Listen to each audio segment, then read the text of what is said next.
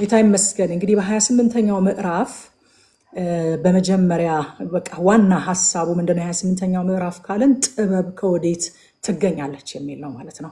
በጣም ወደዋለሁ ያልኳችሁ ይህንን ክፍል ለዛ ነው። ጥበብ ከወዴት ትገኛለች።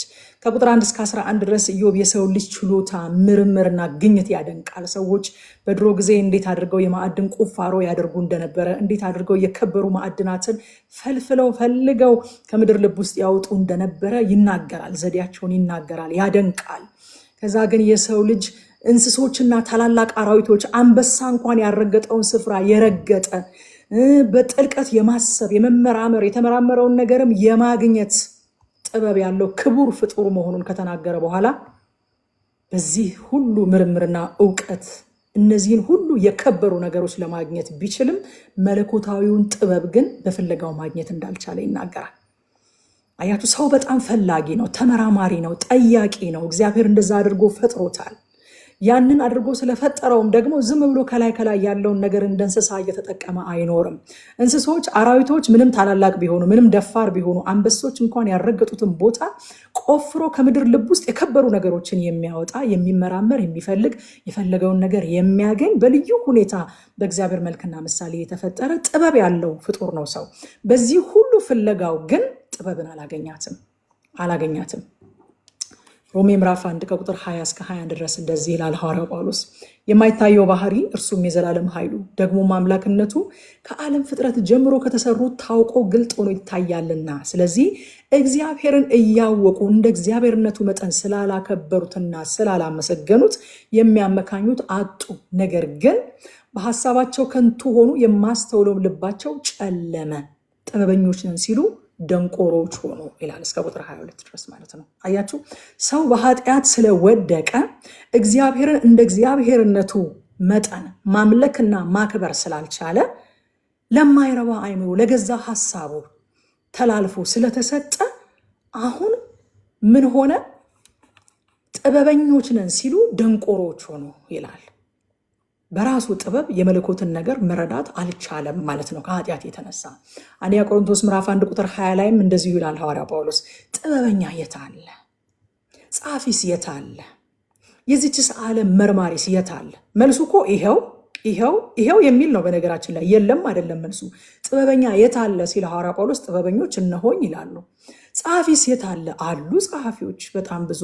የዚችስ ዓለም መርማሪ የት አለ? በጣም ብዙ አሉ እንጂ ሐዋርያው ጳውሎስ እግዚአብሔርስ የዚችን ዓለም ጥበብ ሞኝነት እንዲሆን አላደረገምን? አያችሁ፣ የእግዚአብሔር ነገር በዚች ዓለም ጥበብ እንዳይገኝ አድርጎ እግዚአብሔር ሰውሮታል። የዓለምን ጥበብ when it comes to የእግዚአብሔር ነገር እግዚአብሔር ሞኝነት አድርጎታል። ሰዎች በዓለም ጥበብ የእግዚአብሔርን ነገር እንዳያገኙ እግዚአብሔር ራሱ ከልክሎታል፣ ሞኝነት አድርጎታል ጥበባቸውን ማለት ነው። ሐዋርያት ሥራ ምዕራፍ 17 27 ላይም ሐዋርያው ጳውሎስ አሁንም እንደዚህ ይናገራል። ምናልባትም እየመረመሩ ያገኙት እንደሆነ እግዚአብሔርን ይፈልጉ ዘንድ በምድር ሁሉ ላይ እንዲኖሩ የሰውን ወገኖች ሁሉ ከአንድ ፈጠረ፣ የተወሰኑትም ዘመኖችና ለሚኖሩበት ስፍራ ዳርቻ መደበላቸው። ቢሆንም ከእያንዳንዳችን የራቀ አይደለም፣ ሩቅ ስለሆነ አይደለም የማይገኘው። እግዚአብሔር በዚህ ዓለም ጥበብና ምርምር ስለማይደረስበት ነው የማይገኘው። ስለዚህ ሰው አለ ኢዮብ በጣም አስደናቂ ነገሮችን ፈልጎ ፈልፍሎ የማግኘት ችሎታ አለው። ሰው ይመራመራል። ሰው እጁን አጣጥፎ ቁጭ ብሎ እንደው ምድር ላይ የበቀለውን አትክልትና ሳር እየበላ አይቀመጥም እንደ አራዊት። አንበሳ እንኳን በታላቅነቱ ያረገጠውን ቦታ ቆፍሮ በገመድ ተንጠላጥሎ ማዕድናትን ቆፍሮ የማውጣት ችሎታ አለው፣ ስጦታ አለው።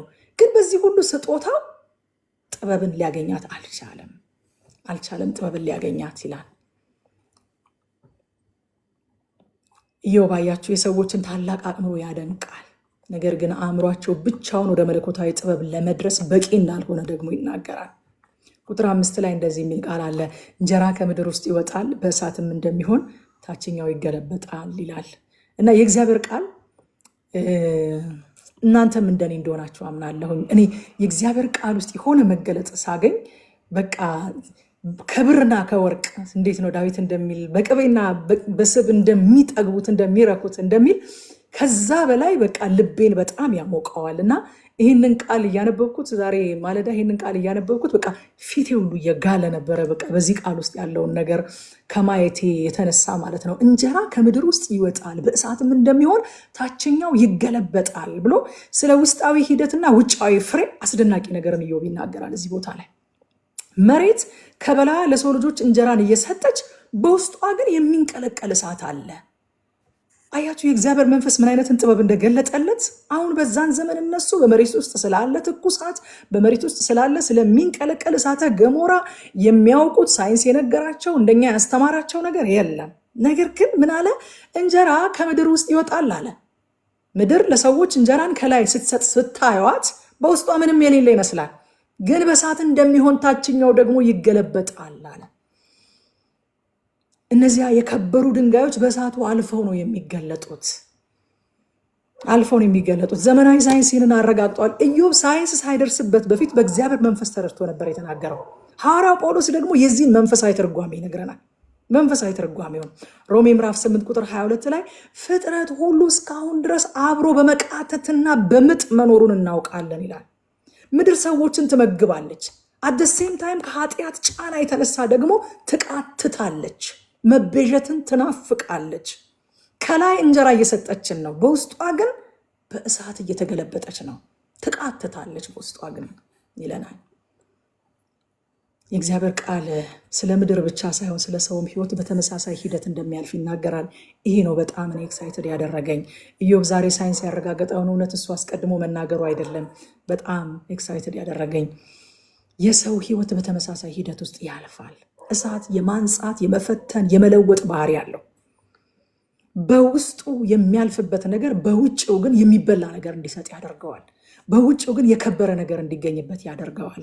ልክ ምድር በውስጧ እሳት እያለፈባት በውጭዋ ግን ለሰው ልጆች እንጀራን እንደምትሰጥ እጅግ የከበሩ ማዕድናትን አውጥታ እንደምትሰጥ ማለት ነው። አንደኛ ጴጥሮስ ምዕራፍ 1 ቁጥር 7 በዚህም እጅግ ደስ ይላችኋል ይላል። ነገር ግን በእሳት ምንም ቢፈተን ከሚጠፋው ወርቅ ይልቅ አብልጦ የሚከብር የተፈተነ እምነታችሁ ኢየሱስ ክርስቶስ ሲገለጥ ለምስጋናና ለክብር ለውዳሴ የሚገኝ ዘንድ አሁን ለጥቂት ጊዜ ቢያስፈልግ በልዩ ልዩ ፈተና አዝናችኋል። እንደ እሳት የሆነው ፈተና እየፈተናችሁ ያለው ኢየሱስ ክርስቶስ ሲገለጥ ለምስጋናና ለክብር ለውዳሴም የሚሆን እምነት ከውስጣችሁ ይወጣ ዘንድ ነው ይለናል። እምነት በእሳት ይፈተናል። በእሳት ተፈትኖ ግን እንዴት ሆኖ ይወጣል? ለምስጋና ለክብር ለውዳሴ የሚሆን ሆኖ ይገለጣል። አንደኛ ቆሮንቶስ ምዕራፍ 3:13 ደግሞ በእሳት ስለሚገለጥ ያ ቀን ያሳያልና ብሎ እያንዳንዱም ስራው እንዴት መሆኑን እሳቱ ይፈትነዋል ይላል። የሰራነው ስራ እውነት መሆኑን እሳት ያረጋግጣል። እሳት እምነትን ይፈትናል። እሳት የሰራነው ስራ እውነት መሆንና አለመሆኑን ያረጋግጣል። እዚህ ክፍል ላይ ካስታወሳችሁ መሰረቱ ኢየሱስ ክርስቶስ ነው ይልና በዚህ መሰረት ላይ እያንዳንዱ እንዴት እንደሚያንጽ ይጠንቀቅ ብሎ አንዱ በወርቅ ያንጻል፣ አንዱ በከበረ ድንጋይ ያንጻል፣ አንዱ በእንጨት ሌላው ደግሞ በሳር ያንጻል አለ። ነገር ግን ያነጸው ነገር እንደሚጸናለት የሚያረጋግጠው ሰው አይደለም፣ እሳት ነው። እሳት አድሎ አያውቅም ወዳጆቼ፣ አይደለ? እሳት ስትሰጡት የሚቃጠል ነገር አድሎ ያውቃል እንዴ? ያዝናል? ውይ ይህንንስ እንጨት አላቃጥለውም ይላል እንዴ? እንጨት ከሆነ ያቃጥለዋል፣ ወርቅ ከሆነ ፈትኖ ያሳልፈዋል። ስለዚህ እሳት ስራችን እውነት መሆንና አለመሆኑን ያረጋግጣል። ፍትህ ተጓደለብኝ ብሎ መጮህ አይቻልም። ፌር አይደለም ማለት አይቻልም። እሳት እውነተኛ ነው። የሚቃጠል ነገር ካገኘ ያቃጥላል። ነጥሮ ተፈትኖ የሚያልፍ ነገር ካገኘ ደግሞ ነጥሮ ፈትኖ አሳምሮ እንዲያብረቀርቅ አድርጎ ከቆሻሻው ለይቶ ያወጣዋል። እውነተኛውን ነገር ይፈትናል እሳት። ምድር ከውስጥ በእሳት እየተናወጠች ከላይ ምግብንና የከበሩ ማዕድናትን እንደምትሰጥ አማኝ በውስጡ በእሳት እያለፈ ለሌሎች መብልንና የከበረ ነገርን ይሰጣል። ሃሌሉያ! በከንቱ አይደለም። ትላንትና ከትላንት ወዲያ እንዳልኳችሁ እግዚአብሔር እጅ ላይ መከራ እንኳን አይባክንም። አይገርማችሁም? እያንዳንዷን ነገር እግዚአብሔር ይመነዝራታል። አማኝ የሚያልፍባትን እያንዳንዷን መከራ፣ እያንዳንዷን እሳት እግዚአብሔር ለማጥራት፣ ለማንጻት፣ ለመለወጥ ይጠቀምበታል። ከውስጥ ስንሰራ ከላይ የሚበላና የከበረ ነገር አይታጣብንም። ብዙ ጊዜ እኛ ክርስቲያኖች የምንወደው ወንጌል አማኞች የምንወደው ጸሎት አለ አይደለ? እሳትህ ይምጣ፣ እሳትህ ይምጣ፣ ጌታ ሆይ እሳትህ ይምጣ። መዝሙር ሁሉ አለ። እኔ በጣም ብዙ አዳር ጸሎቶች ላይ የምንዘምረው መዝሙሩ ጌታ በሕይወቴ እሳትህን ጣል፣ እሳትህን ጣል፣ እሳትህን ጣል፣ እሳትህን ጣል የሚል መዝሙር አይደለ? ሌላዬ ታስታውሻለሽ? አዳር ጸሎት ላይ በጣም እንዘምረዋለን ይህንን ጸሎት፣ ይህን መዝሙር እሳትህ ይምጣ እንላለን። እሳት ይምጣ ስንል ወዳጆቼ እሳት ሊያሞቀን ብቻ አይደለም የሚመጣው፣ ሊያሟሙቀን ብቻ አይደለም የሚመጣው። እሳት ሊያነጻን፣ እሳት ፈትኖ ሊለውጠን፣ እሳት ቆሻሻ ነገር ካለ ከላያችን ላይ ሊበላው ነው የሚመጣው። እሳት በገለባ የተሰራ በእንጨት የተሰራ በሳር የተሰራ ነገር ካለ ሊበላው፣ ሊያጠራው፣ ሊገልጠው ነው የሚመጣው። እምነታችንን ሊፈትነው ነው የሚመጣው። ስለዚህ እሳትህ ይምጣ ስንል ምን እያለን እንደሆነ መገንዘብ አለብን። ከዛ በኋላ ቁጥር 12 ላይ እንደዚህ ይላል፣ ነገር ግን ጥበብ የምትገኘው ወዴት ነው ይላል። ይህን ሁሉ ችሎታ ካወራ በኋላ ይህን ሁሉ የሰውን ፍለጋ የሰውን ያፈላለግ ዘዴ የማዕድን ቁፋሮ ጥበብ ከተናገረ በኋላ ሰው እኮ ወርቅን ያገኛል፣ ሰው እኮ አልማዝን ያገኛል፣ ቶጳዚዮንን ያገኛል፣ ሰምጴርን ያገኛል። እነዚህን ሁሉ ነገሮች ቆፍሮ የማውጣት ችሎታ ያለው አንበሳ አራዊት ያረገጡትን ስፍራ መርገጥ የሚችል ዘዴኛ በግመል እየተንጠለጠለ ወደ ምድር ልብ ገብቶ እጅግ የከበሩ ማዕድናትን የሚያወጣ አስደናቂ በጣም በጣም አስደናቂ ፍጥረት እኮ ነው ሰው ይልና፣ ነገር ግን ጥበብ ወዴት ነው የምትገኘው? የማስተዋልስ ስፍራ ወዴት ነው ይጠይቃል። ጥበብ አይገሳም፣ እንደ ማዕድን በቁፋሮ አይገኝም፣ በወርቅ አይተመንም። እሺ ጥበብ ከየት ይገኛል? ያዕቆብ ምዕራፍ 1 ቁጥር 5 እንደዚህ ይለናል። ያዕቆብ ከእናንተ ግን ሃሌሉያ፣ ከእናንተ ግን ማንም የሚለውን ቃል እንዴት እንደምወደው ልነግራችሁ አልችልም። ማንም ትንሽም ትልቅም የተማረም ያልተማረም ወንድም ሴትም ድሃም ባለጠጋም ማንም ከእናንተ ጥበብ ቢጎድለው ሳይነቅፍ በልግስና ለሁሉ የሚሰጠውን እግዚአብሔርን ይለምን ለእርሱም ይሰጠዋል። ሃሌሉያ። ማንም በእግዚአብሔር ፊት ቀርቦ ጥበብን ጠይቆ መቀበል ይችላል። ማንም ይለናል ሐዋርያ ጳውሎስ። ከዛ ወይ አንቺም ጥበብ ልፈልግ ይመጣሽ ሳይል አንተን የሚያክል ሰው አሁን እንዴት ጥበብ ጎደለኝ ይላል ሳይል፣ አሁን በዚህ ዕድሜ ገና ጥበብ ስጠኝ ማለት ምን ይባላል ብሎ ሳይታዘብ ሳይነቅፍ ደግሞስ በልግስና የሚሰጠውን ለሁሉ የሚሰጠውን እግዚአብሔርን ይለምን እርሱም ይሰጠዋል ይላል። ክብር ለኢየሱስ ሲሆን ጥበብ ወዴት ይገኛል? ከእግዚአብሔር ዘንድ ይሰጣል። ጥበብ በቁፋሮ አይገኝም። ጥበብ በገንዘብ አይገዛም። ጥበብ በምርምር በፍለጋ አይገኝም። ጥበብ ግን ከእግዚአብሔር ዘንድ ይሰጣል። እንዴት ይሰጣል? ማንም ጥበብ ጎሎኛል የሚል ጥበብ ያስፈልገኛል የሚል ሳይነቅፍ በልግስና ለሁሉ የሚሰጠውን እግዚአብሔርን ይጠይቅ፣ እግዚአብሔርን ይለምን ለእርሱም ይሰጠዋል። አንደኛ ቆሮንቶስ ምዕራፍ 2 ከ9 እስከ 10 ደግሞ እንደዚህ ይላል ሐዋርያ ጳውሎስ፣ ነገር ግን አለ ዓይን ያላየችው ጆሮም ያልሰማው በሰውም ልብ ያልታሰበው እግዚአብሔር ለሚወዱት ያዘጋጀው ተብሎ እንደተጻፈ እንዲህ እንናገራለናል። መንፈስም የእግዚአብሔርን ጥልቅ ነገርስ እንኳ ሳይቀር ሁሉን ይመረምራልና ለእኛ እግዚአብሔር በመንፈሱ በኩል ገለጠው ይላል። ሃሌሉያ። ዓይን ያላየውን ጆሮ ያልሰማውን በሰው ልብም ያልታሰበውን በእግዚአብሔር ልብ ውስጥ ብቻ ያለውን እግዚአብሔር ለሚወዱት ሰዎች መንፈስ ቅዱስ የእግዚአብሔርን ጥልቅ ነገር እንኳ ሳይቀር ስለሚመረምር ለእኛ ገለጠልን አለ። በመንፈሱ በኩል ገለጠልን አለ። ሃሌሉያ። ጥበብ ከየት ይገኛል? ከእግዚአብሔር ዘንድ ይገኛል። በመንፈስ ቅዱስ አማካኝነት ይገለጣል። ፍጥረት የጥበብን መገኛ አያውቅም።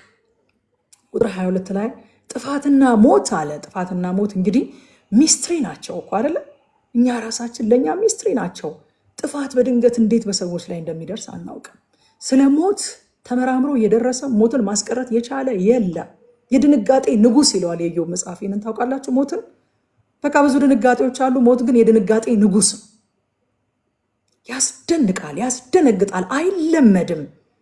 ትናንትና ጎረቤቶቼ ቤት መጥቷል አይቼዋለሁኝ፣ በቃ ማይቀር ነገር ነው ተብሎ ቤታችሁ ሲመጣ አይለመድም። ጥፋትና ሞት እንኳን ሩመርን የሰማነው አሉ። ስለ ጥበብ አናውቅም አሉ። እነሱ እኮ ሚስትሪ ናቸው፣ ከሰው ቁጥጥር ውጪ ናቸው። ግን ወሬዋን በጆሮአችን ሰማናል። ሩመርን የሰማነው እኛ ራሳችን የወሬ ነው ስለ ጥበብ የሰማነው፣ አናውቅም ጥበብን አሉ። ከዛ ከቁጥር 23 እስከ 27 ባለው ክፍል የጥበብን መንገድ የሚያውቀው እግዚአብሔር ብቻ ነው ይለናል። ሃሌሉያ! መንገዷን የሚያውቀው እግዚአብሔር ብቻ ነው። ለምን? ፍጥረትን ሁሉ ያያል፣ ነፋሳትን ይመዝናል፣ ውሆችንስ ይሰፍራል፣ ለሁሉ ደግሞ ስርዓትን ኦርደርን ያበጃል። ስለዚህ የጥበብን መንገድ እግዚአብሔር ያውቃል። ይህን ሁሉ የሚያደርግበት የእግዚአብሔር ጥበብ ማን ነው ስንል ክርስቶስ ነው። ሃሌሉያ! ክርስቶስ ነው ይህን ሁሉ የሚያደርግበት የእግዚአብሔር ጥበብ። ቆላስይስ ምዕራፍ 1 ከ15 እስከ 16 ሐዋርያው ጳውሎስ እንደዚህ ያለ፣ እርሱም የማይታይ አምላክ ምሳሌ ነው፣ የሚታዩትና የማይታዩትም ዙፋናት ቢሆኑ ወይንም ጌትነት ወይም አለቅነት ወይንም ስልጣናት በሰማይ በምድር ያሉት ሁሉ በእርሱ ተፈጥረዋልና፣ ከፍጥረት ሁሉ በፊት በኩር ነው፣ ሁሉ በእርሱና ለእርሱ ተፈጥሯል፣ እርሱም ከሁሉ በፊት ነው፣ ሁሉም በእርሱ ተጋጥሟል አለ። እግዚአብሔር ሁሉን የፈጠረበት፣ ሁሉን ያጋጠመበት፣ ሁሉን ሰስቴን ያደረገበት፣ ሁሉም ቀጣይነት እንዲኖረው አድርጎ ደግፎ የያዘበት ጥበቡ ኢየሱስ ክርስቶስ ይባላል። ሃሌሉያ! ዓለማት በምን ጥበብ ተፈጠሩ? በክርስቶስ። ዓለማት እንዴት ነው ያለምንም መዛነፍ እንደዚህ ስርዓታቸውን ጠብቀው የሚሄዱት? በክርስቶስ። በምንድን ነው ተደግፈው የቆሙት? መሬት፣ ይቺ መሬት አየር ላይ እኮ ነው ተንጠልጥላ ያለችው። አየር ላይ አይደለም፣ በስልጣኑ ቃል ደግፎ ነው ያቆማት። ያ የስልጣኑ ቃል ደግሞ ኢየሱስ ክርስቶስ ይባላል። ዕብራውያን ምዕራፍ 1 ቁጥር 3 እንደሚነግረን ዓለማትን በሱ ፈጥሮ በስልጣኑ ቃል ደግፎ እያኖረ ይለናል። ሃሌሉያ! ዓለማት የተፈጠሩበት ደግሞም የተደገፉበት ምን ላይ ነው የቆሙት? ፀሐይ ምን ላይ ነው የቆመችው? የታል ምሰሶዋ? የታል መሰረቷ? ምንድን ነው የተሸከማት? ጨረቃ ምን ላይ ነው የቆመችው? መሬት ምን ላይ ነው የቆመችው? በስልጣኑ ቃል፣ እሱም ኢየሱስ ክርስቶስ። በክርስቶስ ፈጥሮ በክርስቶስ ደግፎ ያኖራቸዋል። ክርስቶስ የእግዚአብሔር ጥበብ፣ ዓለማትን የፈጠረበት፣ ዓለማትን የሚያስቀጥልበት፣ ዓለማትን ደግፎ ያቆመበት የእግዚአብሔር ጥበብ ክርስቶስ ይባላል። ዕብራውያን ምዕራፍ 1 ቁጥር 3 እርሱም የክብሩ መንጸባረቅና የባህሪው ምሳሌ ሆኖ ሁሉን በስልጣኑ ቃል እየደገፈ ኃጢአታችንን በራሱ ካነሳ በኋላ በሰማያት በግርማው ቀኝ ተቀመጠ ይላል። ዓለማት የተፈጠሩት በክርስቶስ ነው። ደግሞስ የተደገፉት ለካ የማይወድቁት በክርስቶስ ተደግፈው ነው። ሃሌሉያ! እኛ እኮ ለዕለት ተዕለት ኑሯችን ክርስቶስ ላይ መደገፍ ያንስብናል አይደለም? ለሚቀጥለው ወር የቤት ኪራይ ክርስቶስ ላይ መደገፍ ይከብደናል። ዓለማትን በስልጣኑ ቃል እየደገፈ የሚያኖር ጌታ እንኳንስ እኔን፣ ሃሌሉያ ሃሌሉያ፣ እንኳንስ እኔን እንኳንስ እናንተን። የሆነ አንድ ጊዜ አንድ ሰባኪ ምን አለ? የሆነ ሀብታም ሊዘጋው የሚችለው ችግር እኮ ነው እኛ ከእግዚአብሔር ጋር የሚያጣላናል። እንኳንስ እኔን እንኳንስ እናንተን የሆነ ሀብታም ስፖንሰር አድርጎ ሊገላግለው የሚችለውን ጥቃቅን ችግር ተዉትና ዓለማትን በስልጣኑ ቃል ደግፎ የያዘ ጌታ የኔና የናንተ ጌታ እኮ ነው። እሱን እኮ ነው የምናመልከው፣ እሱን እኮ ነው የተከተልነው፣ እሱን እኮ ነው ያመንነው። እኔ ያመንኩት እሱን ነው። ነግራችሁ እንደሆነ ከዚህ በፊት ምስክርነቴ ላይ ሰምታችሁ ይሆናል። እኔ ዘፈን የሚባል ስራ አቁሜ በቃ ጌታን ታምኜ እንደወሰን ያደረገኝ ኢየሱስ ጌታ ነው የሚል ስብከት ዶክተር ማሙሻ ፋንታ ሲሰብክ ገባኝ። እንዴ ኢየሱስ ጌታ ነው ማለት ለካ እንደዚህ ነው አልኩኝ። ይሄ ጌታ ነው ዓለማትን በስልጣኑ ቃል ደግፎ የሚያኖረው እና የኔ ቤት ሊያቅተው ነው? እስኪ እኔ ካልዘፈንኩኝ ጦሜን አድር እንደሆነ ያለሁኝ እኔ ባላደራ ነኝ። ኢየሱስ በቤቴ ላይ ጌታ ነው፣ በልጆቼ ላይ ጌታ ነው። እሱ ጌታ ከሆነ ደግሞ ይሄን ቤት ያስተዳድራል አልኩኝና ይህን ስብከት ተሰብኬ እሁድ ቀን ከቤተ ክርስቲያን እየወጣሁኝ በር ላይ ቆሜ አለቃዬ ጋር ደወልኩለት፣ ከሰው ጋር እየተጋፋሁኝ። ምን ነው ሲለኝ ዛሬ ማታ ስራ አልመጣም አልኩት። ለምን ሲለኝ ኢየሱስ ጌታ ነው። ምን ማለትሽ ነው? በቃ እኔ አሁን የገባኝ ኢየሱስ ጌታ ነው፣ ከዛሬ ማታ ጀምሮ አልመጣም። ሌላውን ነገር ግን ወደፊት በደንብ ሲገባኝ ለአንተ አብራራልሃለሁኝ። ዓለማትን በስልጣኑ ቃል ደግፈዋል። ስለዚህ የእናንተን ኑሮ መደገፍ አያቅተውም። ኢየሱስ ያኖራል። 17 ዓመት ድግፍ አድርጎ እቅፍ አድርጎ ሲያኖረኝ አይቻለሁ። ሃሌሉያ! ዘመድ አይደለም ያኖረኝ። እኔ ላለፉት 17 ዓመታት እውቀት አይደለም ያኖረኝ። የሆነ ያስቀመጥኩት አካውንቴ ውስጥ የነበረ ገንዘብ አይደለም ያኖረኝ። ይሄ ዓለማትን በስልጣኑ ቃል ደግፎ የሚያኖረው ጌታ ባለፉት 17 ዓመታት እርሱ ራሱ አልጥልህም ከቶም አልተውህም ያለው ደግፎ አኑሮኛል፣ ያኖራል። እንኳን እኔን መሬትን ደግፎ አቆሟታል። እንኳን እኔን ዓለማትን ዩኒቨርስን ደግፎ አቆሞታል።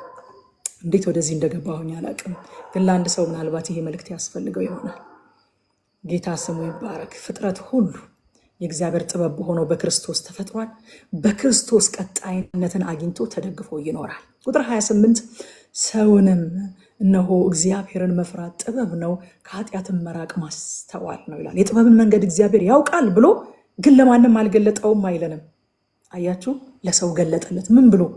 እግዚአብሔርን መፍራት ጥበብ ነው፣ ከኃጢአትን መራቅ ማስተዋል ነው ብሎ ገለጠለት። አያችሁ፣ ጥበብ የሆነ ጥልቅ እውቀት፣ የሆነ ፍልስፍና፣ የሆነ የረቀቀ ንግግር አይደለም። ጥበብ እግዚአብሔርን መፍራት ነው። ጥበብ ከኃጢአት መራቅ ነው። ቅልል አደረገልን። የሆነ ሶፊስቲኬትድ የሆነ በቃ ተረተረው የሚባል ወሬ አይደለም። ጥበብ የሆነ ምን ማለት ይሆን ብሎ ግራም ያጋባ ፍልስፍና አይደለም። ጥበብ እግዚአብሔርን መፍራት ነው። ማን ነው ጠቢብ? እግዚአብሔርን የሚፈራ ማን ነው ጠቢብ? ከኃጢአት የሚርቅ እግዚአብሔር ሆይ በቃ ጥበብ ይሄ ነው። አዎ የጥበብን መንገድ የማውቀው እኔ ነኝ። እግዚአብሔርን መፍራት ነው፣ ደግሞም ከኃጢአት መራቅ ነው፣ ማስተዋል ነው አለው። ጥበብ የት ይገኛል? በክርስቶስ ውስጥ ይገኛል። ጥበብ እንዴት ይገለጣል? እግዚአብሔርን በመፍራት ይገለጣል። ምን እንማር ከዚህ ምዕራፍ? አንደኛ እውቀት ሁሉ ጠቢብ አያደርግም ወዳጆቼ። ቅድም እንዳየነው የሰው ልጆች በጣም ብዙ እውቀት እንዳላቸው ኢዮብ ነግሮናል። ከቁጥር 1 እስከ 11 ነግሮናል። ብዙ ጥበብ፣ ብዙ እውቀት እንዳላቸው የሰው ልጆች፣ ያ ግን ወደ ሰማያዊ ጥበብ እንዳላደረሳቸው፣ ያ ግን ወደ መለኮታዊ ጥበብ እንዳላደረሳቸው አሳይቶናል። አንዳንድ ጊዜ በአንዳንድ ስራቸው፣ በአንዳንድ ትምህርታቸው፣ በአንዳንድ ባበረከቱት አስተዋጽኦ፣ በአንዳንድ የተቀነባበረ ንግግራቸው የሚያስደንቁ ሰዎችን እናይ ይሆናል። ጥበበኞች ናቸው ማለት ግን አይደለም። ጠቢብ ማን ነው? እግዚአብሔርን የሚፈራ ከኃጢአት የሚርቅ በጣም አስደናቂና የማይገባ ውስብስብ ንግግር የሚናገር አይደለም። ጠቢብ እግዚአብሔርን የሚፈራ ነው። ስለዚህ እውቀት ሁሉ ጠቢብ አያደርግም። አንደኛ ቆሮንቶስ ምዕራፍ 8 ቁጥር 1 ላይ ሐዋርያው ጳውሎስ እንደዚህ ያለ፣ ለጣዖት ስለተሰዋ ስጋም ሁላችን እውቀት እንዳለን እናውቃለን ይልና፣ እውቀት አለን። እውቀት ያስታብያል፣ ፍቅር ግን ያንጻል። አንዳንድ እውቀት ያስታብያል። ይሄ ሰማያዊ ጥበብ አይደለም። የሚያስታብይ እውቀት ሰማያዊ ጥበብ አይደለም። ሁለተኛ ምን እንማር ከዚህ ምዕራፍ? መከራ በራሱ ወይንም ብቻውን ጠቢብ አያደርገንም። መከራ በራሱ ወይንም ብቻውን ጠቢብ አያደርገንም። ለመከራው የምንሰጠው ምላሽ ማተር ያደርጋል። በመከራ ውስጥ የምናሳየው ካራክተር ማተር ያደርጋል። ሶስተኛ ክርስቶስን መከተል የጥበብ ሁሉ ፍጻሜ ነው። የጥበብ ሁሉ ፍጻሜ፣ ጥበብ ኮምፕሊት የሚሆነው ሰው ክርስቶስን ሲከተል ብቻ ነው። ምክንያቱም ጥበብ፣ የእግዚአብሔር ጥበብ ዓለማት የተፈጠሩበት፣ ዓለማት ቀጣይነት ያገኙበት፣ ዓለማት የተደገፉበት የእግዚአብሔር ጥበብ ኢየሱስ ክርስቶስ ነው። ስለዚህ ይህንን የጥበብ ራስ የሆነውን የእግዚአብሔር ጥበብ የሆነውን ክርስቶስን መከተል የጥበብ ሁሉ ፍጻሜ ነው። አራተኛ ምን እንማር? ጥበብ ተብሎ የተጠራ ሁሉ ጥበብ አይደለም። አንደኛ የያዕቆብ መልእክት ምዕራፍ 3 ቁጥር 17 ላይ ያዕቆብ ስለተለያዩ ጥበቦች ይነግረናል። እንደዚህ ይላል፣ ላይኛይቱ ጥበብ ግን በመጀመሪያ ንጽሕት ናት ይላል። ሃሌሉያ! የላይኛይቱ ጥበብ በመጀመሪያ ምንድናት? ንጽሕት ናት። በኋላም ታራቂ፣ ገር፣ እሺ ባይ፣ ምሕረትና በጎ ፍሬ የሞላባት፣ ጥርጥርና ግብዝነት የሌለባት ናት ይላል። ከዛ በኋላ ስለ ምድራዊ ጥበብ ደግሞ ይናገራል። ስለ ምድራዊ ጥበብ አጋንንታዊ ነው፣ ምድራዊ ነው፣ ስጋዊ ነው ስለሚለው ደግሞ ጥበብ ይናገራል። አያችሁ፣ ጥበብ የላይኛይቱ ጥበብ የምትባላለች ትለያለች። ከምድራዊ ጥበብ፣ ከአጋንንታዊ ጥበብ፣ ከስጋዊ ጥበብ ትለያለች። በምን ትለያለች ካላችሁ፣ በመጀመሪያ ንጽሕት ናት፣ ፒውር ናት፣ ፒውር ናት። ሁለተኛስ ታራቂ ናት። ጠቢብ ነኝ ብሎ አይታበይም። በላይኛይቱ ጥበብ ጠቢብ የሆነ ሰው ጠቢብ ነኝ ብሎ አይታበይም፣ ለእርቅ አይገበዝም።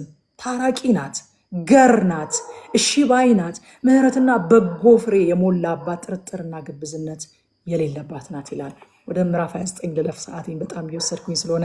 ምዕራፍ 29 ኢዮብ መልካሞቹን ቀኖች እያስታወሰ የዛሬ ብሶቱን የሚያሰማበት ነው። አንዳንድ ጊዜ በከባድ ጊዜዎች ስናልፍ መልካሞቹን ቀኖች ማሰብ የባሰ ሆድ የሚያስበስበት አጋጣሚ አለ አይደለም?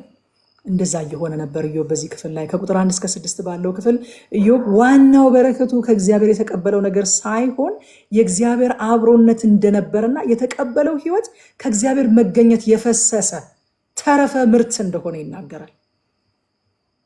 ጥበቃ፣ ምሪት፣ ስኬት የእግዚአብሔር አብሮነት ውጤቶች ናቸው ይለናል። በመጀመሪያ ደረጃ ኢዮብ ወደ ኋላ ሄዶ ስለ መልካሙ ቀን ሲያስብ ነገሮች ሁሉ ጥሩ ስለነበሩበት ቀን ሲያስብ የእግዚአብሔር ብርሃን በላይ ነበረ፣ እግዚአብሔር ከኔ ጋር ነበረ ብሎ ነው የሚጀምረው። ትዝታው ራሱ ማለት ነው። መልካም ሜሞሪው የኢዮብ የእግዚአብሔር አብሮነት ነው። ሌሎቹ ነገሮች ሁሉ የዛ ውጤት ነበሩ ይላል። በቃ የዛ ውጤት ነበሩ። በዋናነት የኢዮብ በረከት ብልጽግና ሳይሆን የእግዚአብሔር አብሮነት ነበረ። እንደውም አዲሱ መደበኛ ትርጉም በጣም ደስ ይላል። የእግዚአብሔር ወዳጅነት ቤቴን ይባርክ ነበር አለ። ሃሌሉያ። የኢዮብ ቤት የተባረከው በምንድን ነው?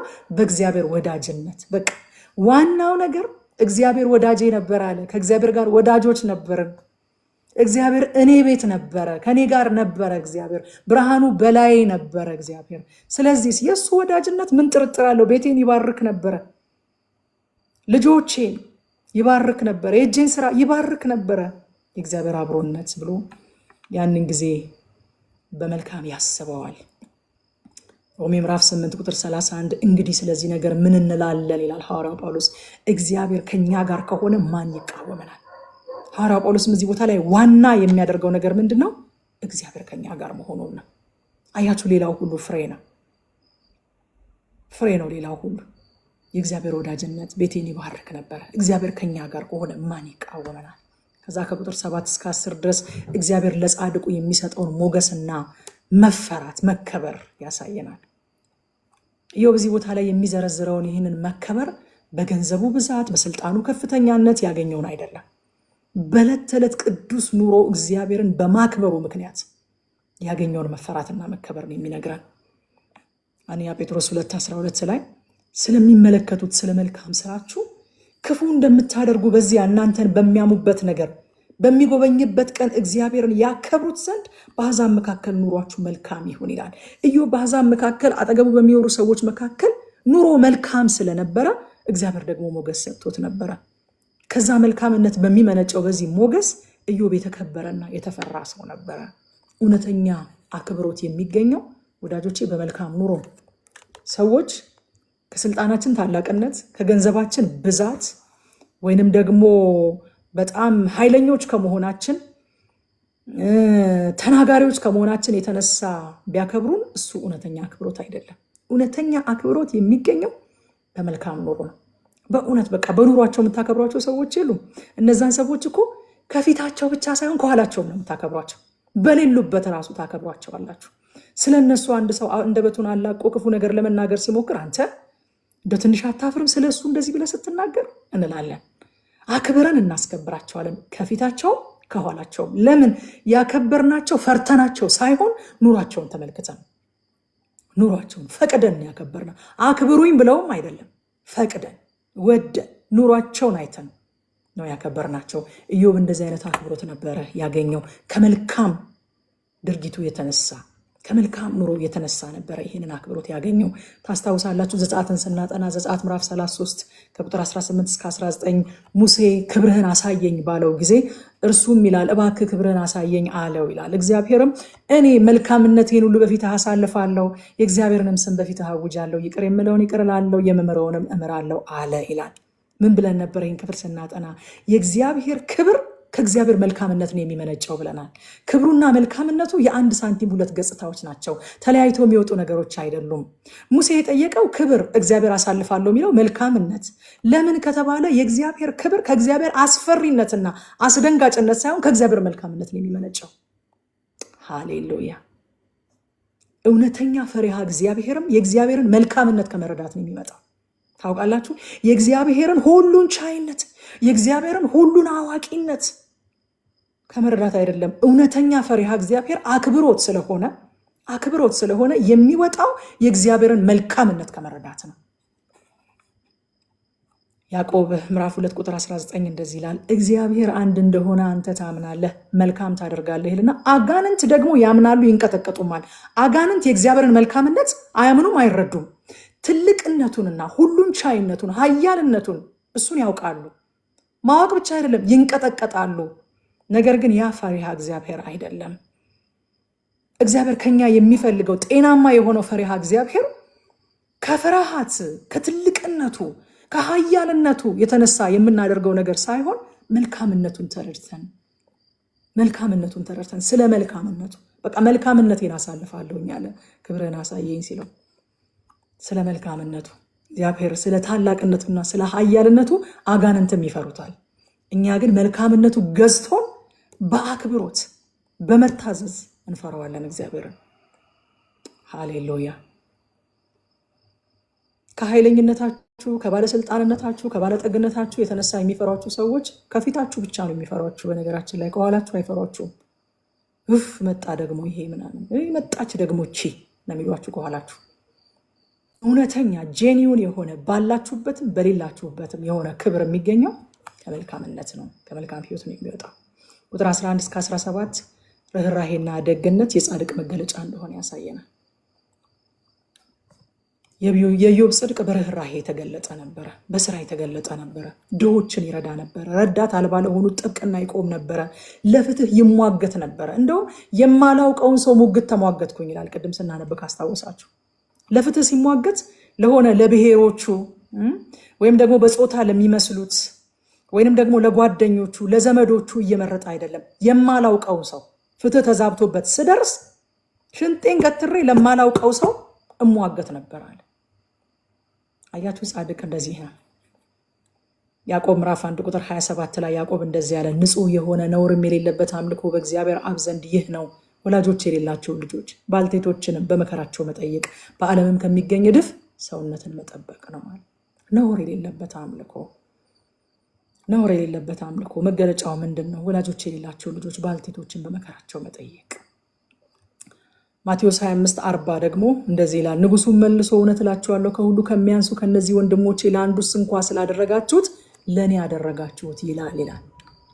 እውነተኛ ጽድቅ፣ እውነተኛ የተገለጠ የጽድቅ ህይወት መከረኞችንና ችግረኞችን አይረሳም። የኢዮብ ጽድቅ መከረኞችን የሚረሳ አልነበረም። ፍትህ የጎደለባቸውን የሚረሳ አይደለም። ባልቴቶችን የሚረሳ አይደለም። ችግረኞችን የሚረሳ አልነበረም። ከቁጥር 18 እስከ 20 ድረስ ኢዮብ ይሄ መልካም ተግባሩ ይሄ መልካም ስራው ከፈተና ነፃ ሰፈሪንግ ፍሪ የሆነ ህይወት እስከ ፍጻሜ ድረስ እንዲኖር እንደሚያስችለው ያምን እንደነበር ያሳየናል። ነገር ግን እንደዛ አይደለም። እስከዛሬ ድረስ እንዳየነው ከፈተና ነፃ የሆነ ህይወት እንድንኖር የሚያደርገን ምንም አይነት ኮንዲሽን የለም። በዚህ ምድር ላይ እስካለን ድረስ እንፈተናለን። መቼ እንደምንፈተን እንዴት እንደምንፈተን አናውቅም። ፈተና ግን በማንኛውም ሰው ላይ ሊመጣ የሚችል ነገር እንደሆነ እናውቃለን።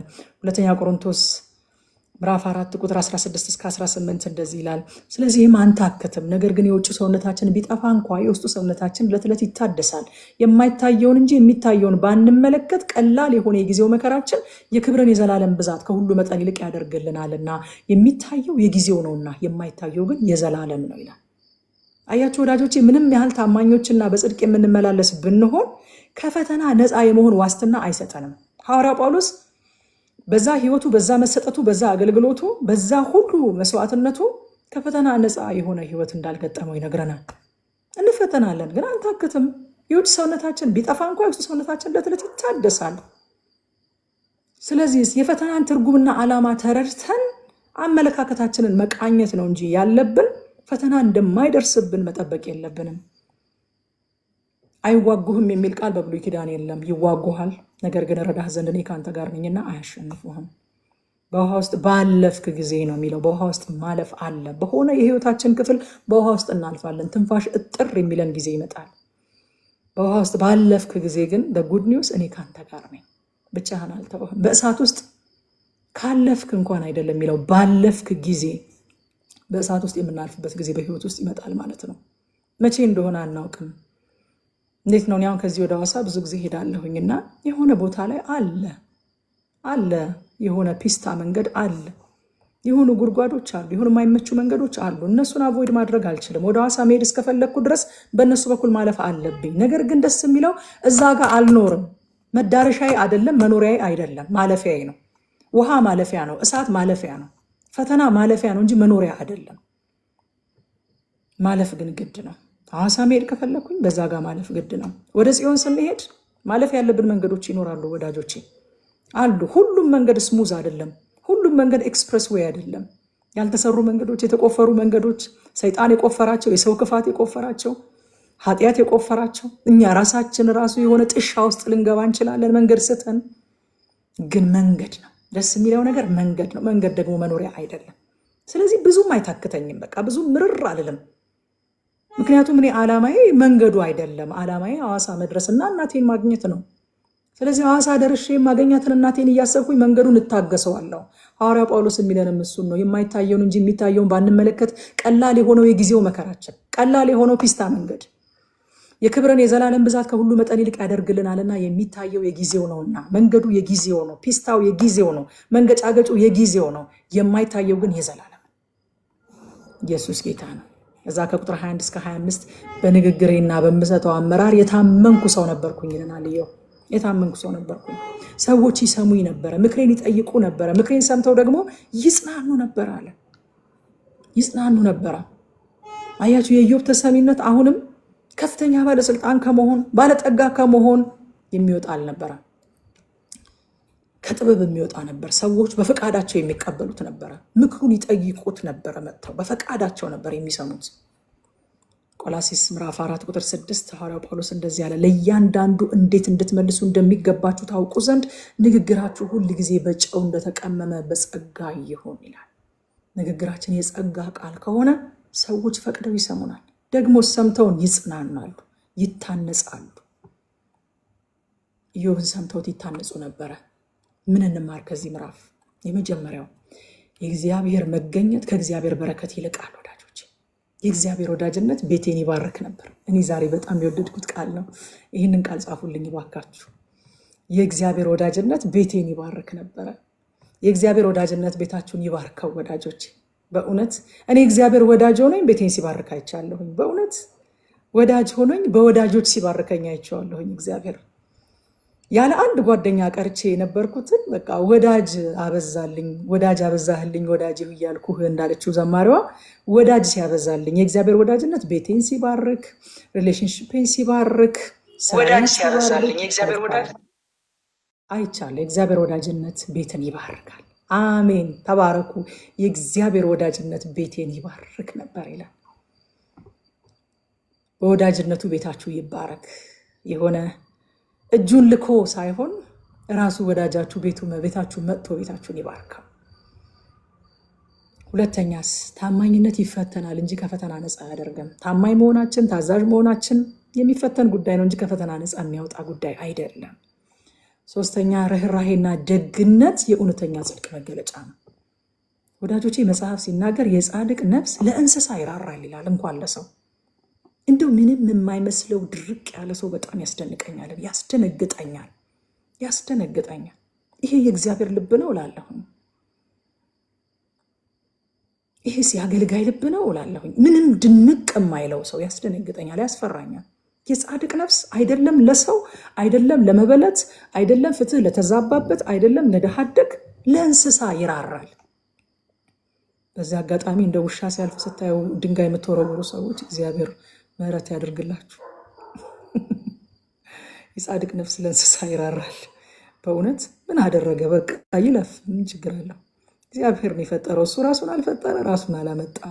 የጻድቅ ነፍስ ለእንስሳ ይራራል። ሳርዬ ትሰቃለች። በእውነት በቃ የጻድቅ መገለጫው መራራት ነው፣ መራራት ነው በእውነት ጌታ ይመስገን። ሌላው የመጨረሻው እውነተኛ ክብር ከመልካምነት ነው የሚወጣው። ክብርን ዲማንድ አናድርግ ወዳጆቼ፣ እርን እናድርግ። ክብር ዲማንድ የሚደረግ ነገር፣ አክብሩኝ ተብሎ የሚገኝ ነገር አይደለም። እርን የሚደረግ ነው። የዕለት ተዕለት ኑሯችሁን አይተው ሰዎች ክብር ይስጧችሁ። ንግግራችሁን፣ አካሄዳችሁን፣ ቅዱስ ኑሯችሁን፣ እግዚአብሔርን መፍራታችሁን፣ እግዚአብሔርን በነገር ሁሉ ማክበራችሁን ያንን ተመልክተው ራሳቸው ይገባታል፣ ይገባዋል ብለው ይስጧችሁ ክብር። የእግዚአብሔር ክብር ከመልካምነቱ እንደወጣ ስለ ኃያልነት ስለ ታላቅነትማ አጋንንትም ይፈራሉ አለን ያዕቆብ። በእውነት ስለ ኃይለኝነታችሁ ሰዎች ቢያከብሯችሁ በዛ እንዳትመኩ፣ በዛ ስትደሰቱም እንዳትገኙ። ኃይለኛ ውሻም ይፈራል እኮ። ስለ ኃይለኝነት መከበር አይደለም፣ ስለ መልካምነታችሁ ሰዎች ያክብሯችሁ። ስለዚህ ምዕራፍ 29 ላይ የምንማራቸውን ፖይንቶች ጨርሰናል። የመጀመሪያ የእግዚአብሔር መገኘት ከእግዚአብሔር በረከት ይልቃል፣ ምክንያቱም የእግዚአብሔር ወዳጅነት ቤትን ይባርካል። ሁለተኛ ታማኝነት፣ ታዛዥነት ይፈተናል እንጂ ከፈተና ነፃ አያደርገንም ብለናል። ሶስተኛ ርህራሄና ደግነት የእውነተኛ ጽድቅ መገለጫ ነው አልን። አራተኛ የምንማረው እውነተኛ ክብር ከመልካምነት ነው የሚወጣው፣ እርን የሚደረግ ነው እንጂ ዲማንድ የሚደረግ አይደለም ብለናል። ወደ ምዕራፍ 30 አልፋለሁ። ምዕራፍ 30 እንግዲህ ኢዮብ ከደረሰበት መከራ በላይ በሰዎች መናቁና መዋረዱ እንዲሁም እግዚአብሔር ይህንን እያየ ዝም ማለቱ ምን ያህል እንዳሳመመው የሚናገርበት ክፍል ነው። ሰዎች ከሚያልፉበት የዝቅታ መንገድ ይልቅ ወዳጆቼ ሌሎች አይተዋቸው የሚሏቸው ነገር አብዝቶ ያስጨንቃቸዋል። ይህንን ታውቃላችሁ አይደለም? ለምሳሌ አይታችሁ እንደሆነ ሰው የማያቀን ቦታ ላይ፣ ሰው የማያገኘን ቦታ ላይ ምንም አይነት አለባበስ ለብሰን ብንገኝ፣ ምንም አይነት ዝቅተኛ ነው የሚባል ስራ ብንሰራ ብዙም ግድ አይሰጠንም። ነገር ግን የሚያውቁን ሰዎች ያንን ልብስ ለብሰን እንዲያገኙን አንፈልግም። የሚያውቁን ሰዎች ያንን ዝቅተኛ ነው ያልነውን ስራ መስራታችንን እንዲያውቁ አንፈልግም። እና ፓስተር ሞ እንደው ምን ይላል?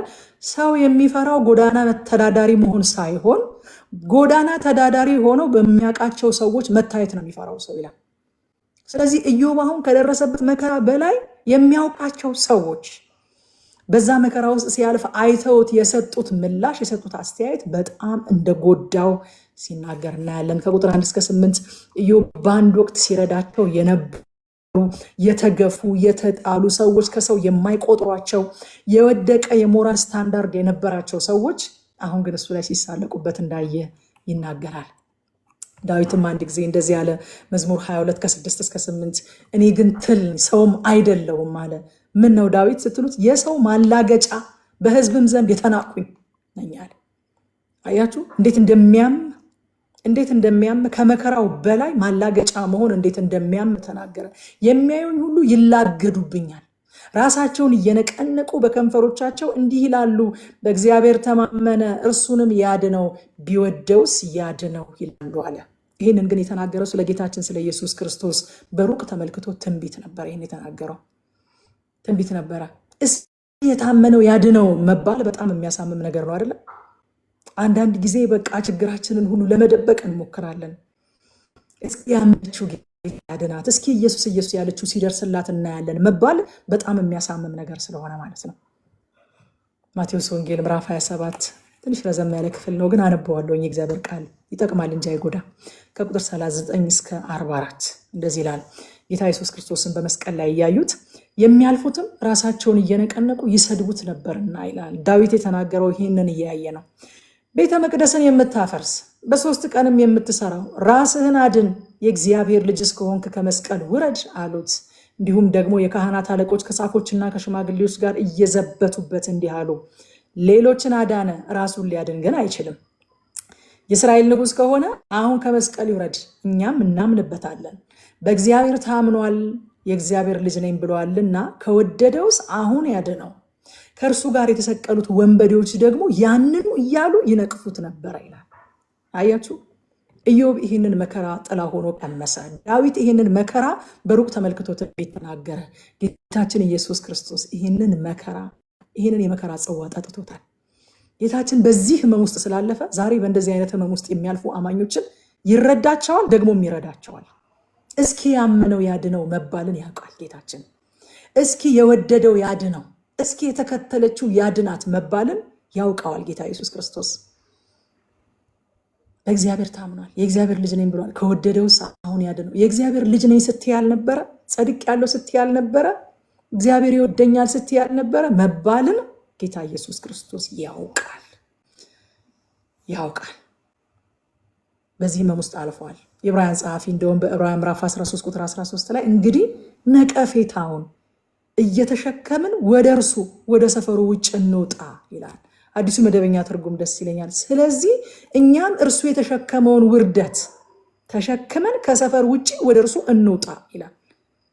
ምንድነው እሱ የተሸከመው ውርደት? እስኪ የታመነው ያድነው መባል፣ እስኪ የተከተለው ያድነው፣ እስኪ ልጁ ነኝ ያለው የእግዚአብሔር ልጅ ነኝ ሲል አልነበር? ያድነው የሚል ውርደት ተሸክሞ ነበረ። እኛም ይህንን ውርደት እየተሸከምን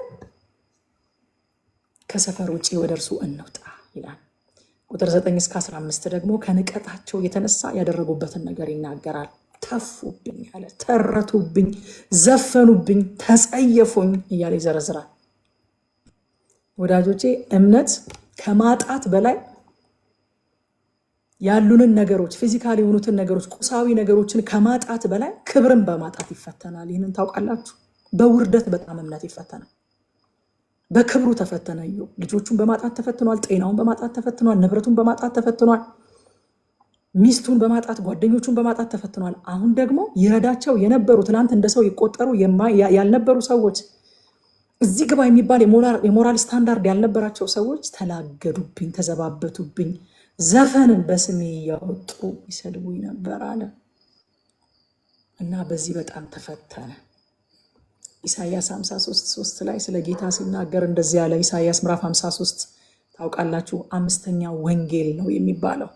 አምስተኛው the fifth gospel ይሉታል። ስለ ጌታ ስለ ኢየሱስ ክርስቶስ በጣም ጥልቅ ነገሮችን ስለሚናገር እንደዚህ ይላል። የተናቀ ከሰውም የተጠላ የሕማም ሰው ደዌንም የሚያውቅ ነው ይልና ሰውም ፊቱን እንደሚሰውርበት የተናቀ ነው እኛም አላከበር ነው ይላል።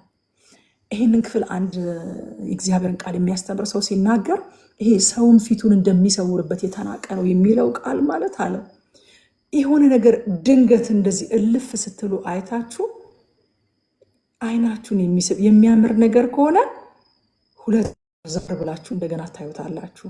ጌታ ኢየሱስ ክርስቶስ ግን አለ ያየው ሰው ደግሞ ላለማየት ፊቱን የሚሰውርበት እንዴት ነው? በጣም የሚዘገንን ቁስል ምናምን አይታችሁ ደግማችሁ ላለማየት ፊታችሁ እንደዚህ ሰውራችሁ ታውቃላችሁ? ጌታ እንደዛ ነበር አለ። ፊቱን የሚሰውርበት የተናቀ ነበረ፣ እኛም አላከበር ነው ማለት። ጌታችን በዚህም ተፈትኖ ስላለፈ ዛሬም ሰው ፊቱን የሚያዞርባቸውን ሰዎች ይረዳቸዋል፣ ደግሞም ይረዳቸዋል። ጌታ ስሙ ይባረክ። ሁለተኛ ቆሮንቶስ ምዕራፍ 4:8-9 ሐዋርያ ጳውሎስ እንደዚያ በሁሉ እንገፋለን እንጂ አንጨነቅም፣ እናመነታለን እንጂ ተስፋ አንቆርጥም፣ እንሰደዳለን እንጂ አንጣልም፣ እንወድቃለን እንጂ አንጠፋም። ለምን? የሚረዳን ጌታ አለ። በእነዚህ ሁሉ ነገሮች ያለፈ የሚራራ ሊቀ ካህን ስላለን እንገፋለን ግን አንጨነቅም፣ እንመነታለን ግን ተስፋ አንቆርጥም፣ እንሰደዳለን እንጂ አንጣልም፣ እንወድቃለን እንጂ አንጠፋም። ጌታ ያላለፈበት እኛ የምናልፍበት መከራ የለም። በነገራችን ላይ ዛሬ በምናልፍበት በየትኛውም ከባድ መንገድ የመጀመሪያዎቹ መንገደኞች አይደለንም። እኛ የመጀመሪያዎቹ አይደለንም። ጌታ ከዚህ ቀደም አልፎበታል። መገፋት ነው፣ አልፎበታል። ማመንታት ነው፣ አልፎበታል። መሰደድ ነው፣ አልፎበታል። መጠላት ነው፣ አልፎበታል። እስኪ የታመንከው ያድንህ መባል ነው፣ አልፎበታል። የመጀመሪያዎቹ መንገደኞች አይደለንም። ከቁጥር 16-19 ኢዮብ ከደረሰበት ውርደት የተነሳ የደረሰበትን ጉዳት ደግሞ ይናገራል። ሰዎች ያደረጉበት አለ፣ በዛ ደግሞ በምላሹ እሱ የመጣበትን ጉዳት ይናገራል። ቁጥር 16 አሁንም ነፍሴ በውስጤ ፈሰሰች፣ የመከራም ዘመን ያዘችኛል። አያችሁ፣ አእምሯዊ ጉዳት ብቻ ሳይሆን አካላዊ ጉዳት ሁሉ አድርሶበታል። ፊዚካሊ እንዴት እንደጎዳው ነገሩ ይናገራል። ጭንቀት ሲበዛ ታውቃላችሁ፣ አእምሮን ብቻ ሳይሆን ሰውነትን፣ ይህንን አካልን ይጎዳል። ፎርዛት ማተር በጣም 80% ምናምን በሚባል ደረጃ የብዙ በሽታዎች ምንጫቸው ጭንቀት ነው ይላሉ። ሲበዛ አይደለም አእምሮን፣ ሰውነትን፣ ይህንን ፊዚካላችንን ይጎዳል። በዚህ ሁሉ ውስጥ ግን ኢዮብ ህመሙን ከእግዚአብሔር አልደበቀም። ጌታ ኢየሱስ ክርስቶስም ማቴዎስ ወንጌል ምዕራፍ 26:38 ላይ ነፍሴ እስከ ሞት ድረስ እጅግ አዘነቻል፣ በዚህ ቆዩ ከኔም ጋር ትጉ አላቸው ይላል። እኔ እኮ ከየት እንዳመጣ ነው የሚገርመኝ። ከአባቶች ነው? ከጌታ ነው? በውስጣችን ብርቱ ሀዘን ይዘን ምንም እንዳልተፈጠረ መገበዝን ከየት እንደተማር ነው እግዚአብሔር ብቻ አይወቀው። ጌታችን እንኳን ምን አለ? ነፍሴ እስከ ሞት ድረስ እጅግ አዘነች አለ። እስከ ሞት ድረስ በዚህ ቆዩ ከኔም ጋር ትጉ አላቸው ደቀ መዛሙርቱ። ኢዮብም ነፍሴ አፈሳታለሁ፣ በውስጤ ፈሰሰች፣ የመከራም ዘመን ያዘችኝ አለ። ኦነስት ነበረ፣ ህመሙን ከእግዚአብሔር አይደብቅም ነበረ። ዕብራውያን ላይ እንደውም የዕብራውያን ጸሐፊ ዕብራውያን 5:7 ላይ እርሱም በስጋ ወራት ከሞት ሊያድነው ወደሚችል በብርቱ ጩኸትና ከእንባ ጋር ጸሎትንና ምልጃን አቀረበ ይለናል። አይገርማችሁም? እግዚአብሔርን ስለመፍራቱም ተሰማለት ይላል። ጌታ ያስተማረን እውነተኝነትን ነው። እውነተኛ ስሜታችንን፣ እውነተኛ ጭንቀታችንን፣ እውነተኛ ህመማችንን በእግዚአብሔር ፊት ማፍሰስን፣ ነፍሳችንን በእግዚአብሔር ፊት ማፍሰስን፣ ሀዘናችንን ለእግዚአብሔር መንገርን፣ ፍለጋውን እንድንከተል ምሳሌውን ትቶልን አለፈ እኮ። ምን አደረገ? ነፍሴ እስከ ሞት ድረስ እጅግ አዘነች አለ። ሀዘኑን በእግዚአብሔር ፊት ገለጠ። ከዛ ከቁጥር 20 እስከ 23 እግዚአብሔር ሆይ ለምን ዝም ትለኛለህ ነው የኢዮብ ጥያቄ። እሺ ሰዎች እንደዚህ እየተላገዱብኝ ነው፣ እያላገጡብኝ ነው፣ መተረቻ አድርገውኛል፣ እየዘፈኑብኝ ነው። አንተስ እሺ የአንተ ዝምታ ደግሞ ምን ይባላል? ምን ይባላል? ይህን ጥያቄ መጠየቅ አመፅ አይደለም ወዳጆቼ። ጌታም ጠይቋል። ማቴዎስ 27:46 ላይ በ9 ሰዓትም ኢየሱስ ይላል ኤሎሄ ኤሎሄ ላማ ሰበቅታኒ ብሎ በታላቅ ድምፅ ጮኸ። ይህም አምላኬ አምላኬ ስለምን ተውከኝ ማለት ነው። ኢየሱስ ግን እዚህ ቦታ ላይ የተተወልን ወዳጆቼ ዛሬ እኔና እናንተ እንዳንተው ነው። ጌታ ስሙ ይባረክ። ሃሌሉያ። ሁለተኛ ቆሮንቶስ ምዕራፍ 5 ቁጥር 21 በጣም የምንወደው